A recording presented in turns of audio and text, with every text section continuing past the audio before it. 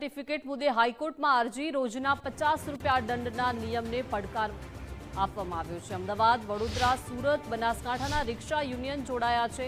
રિક્ષા ચાલકોના હિતમાં સંગઠનો હવે એક થયા છે। ફિટનેસ સર્ટિફિકેટના દંડના નિયમ રદ કરવા માંગ થઈ છે। રિક્ષા ચાલકોનો આ મામલો હાઈકોર્ટ સુધી પહોંચી ગયો છે। દંડના નિયમોથી વાહન ચાલકો પર આર્થિક બોજ પડી રહ્યો છે। ફિટનેસ સર્ટિફિકેટના દંડમાં રાહત આપવા માંગ થઈ છે। 15 વર્ષનો કાયદો હતો એને 10 વર્ષ કરી નાખ્યા અને 10 વર્ષ પછી જે 50 રૂપિયા પર દિવસનો જે પરમિટનો ચાર્જ છે એના માટે અમે હાઈકોર્ટ ગયેલ અને એના માટે અમે હાઈકોર્ટમાં રીટ કરેલ અને એમને સંતોષકારક જવાબ મળેલ।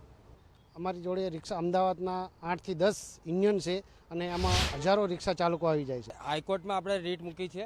આપણે બધી જગ્યાનું અલગ અલગ જિલ્લાઓમાં આપણે જાણવા મળ્યું કે ત્યાં કેન્દ્ર સરકાર દ્વારા એ જે રિક્ષા ચાલકોની જે ફિટનેસ 10 વર્ષ પછીની જે પૂરી થતી હોય એની પેનલ્ટી 50 રૂપિયા માફ કરી દીધી હોય અને આ ગુજરાતમાં કેન્દ્ર સરકાર દ્વારા ગેરકાયદેસર રીતે રિક્ષા ચાલકોને 50 રૂપિયાની પેનલ્ટી કરવામાં આવી છે, જે 10 વર્ષ જૂની રિક્ષાઓને।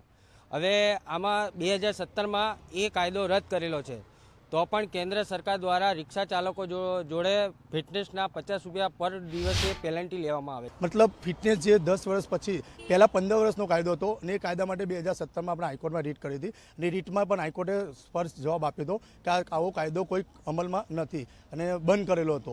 અને રાજસ્થાન, કર્ણાટક અને ઓડિશા ત્યાં પણ હાઈકોર્ટે આ કાયદા ઉપર બેન લગાવ્યું, ત્યાં પણ આ કાયદો રદ છે અને કોઈ દંડ લેતા નથી। તો એના માટે અમે કાલે હાઈકોર્ટમાં રીટ કરી હતી વડોદરા યુનિયન દ્વારા અને અમદાવાદના ગુજરાતના તમામ યુનિયન સાથે મળીને રીટ કરી હતી। તો ત્યાંથી સાહેબનો જવાબ, હાઈકોર્ટ સાહેબનો જવાબ આવ્યો છે।